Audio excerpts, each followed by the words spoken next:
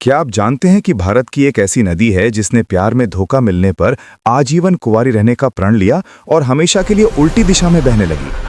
हम बात कर रहे हैं मां नर्मदा की, जिन्हें भारत की सबसे पवित्र नदियों में गिना जाता है।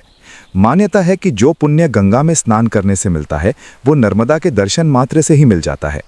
पुराणों के अनुसार नर्मदा का जन्म भगवान शिव के पसीने से एक 12 वर्ष की कन्या के रूप में हुआ था, इसीलिए इन्हें शिवजी की पुत्री कहा जाता है। वे राजा मैखल की पुत्री मानी जाती है। जब नर्मदा विवाह योग्य हुई तो पिता ने घोषणा की कि जो भी व्यक्ति गुलबकावली का फूल लेकर आएगा, राजकुमारी का विवाह उसी से होगा। कई राजकुमार आए पर नाकाम रहे, लेकिन राजकुमार सोनभद्र ने यह शर्त पूरी कर दी और दोनों का विवाह तय हो गया। विवाह से पहले नर्मदा की इच्छा हुई कि वो एक बार सोनभद्र को देख लें। उन्होंने अपनी सहेली जुहिला को संदेश देकर भेजा, लेकिन जुहिला की सुंदरता देखकर सोनाभद्र ने उसे ही नर्मदा समझ लिया और विवाह का प्रस्ताव रख दिया।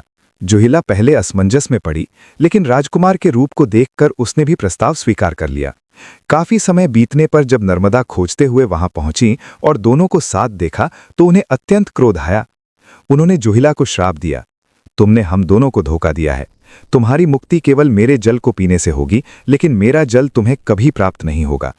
इसी धोखे के बाद नर्मदा ने आजीवन कुंवारी रहने का प्रण ले लिया और बाकी नदियों से अलग उल्टी दिशा में पूर्व से पश्चिम की ओर चल पड़ी। यही कारण है कि देश की अन्य सभी नदियां बंगाल की खाड़ी में गिरती हैं, जबकि मां नर्मदा अरब सागर में जाकर मिलती हैं। कमेंट्स में हर हर नर्मदे जरूर लिखें और वीडियो को लाइक करें।